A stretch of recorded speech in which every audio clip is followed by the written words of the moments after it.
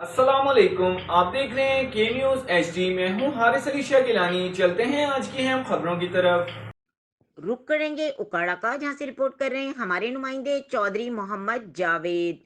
Retirement پر الوداعی تقریب شیرگڑھ میں بطور تفتیشی آفیسر تعینات شوکت علی اے ایس آئی 35 سالہ خدمت کے بعد ریٹائرڈ ہو گئے۔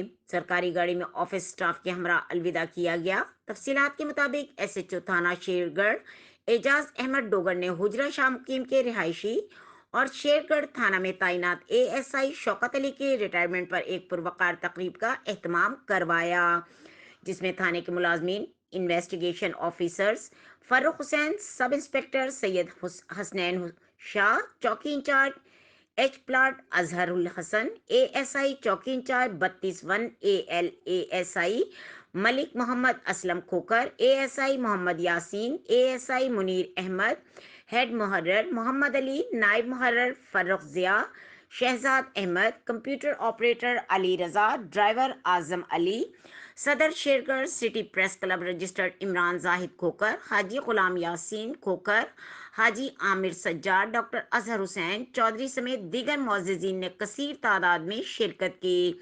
ریٹائر ہونے والے پولیس آفیسر شوکت علی کو اعزازی شیلڈ اور پھولوں کے گلدستے دیے گئے اور سرکاری گاڑی میں آفس سٹاف کے ہمراہ الوداع کیا گیا۔ ایس ایچ او اعجاز احمد ڈوگر نے ریٹائرمنٹ پر مبارکباد پیش کرتے ہوئے نیک خواہشات کا اظہار کیا۔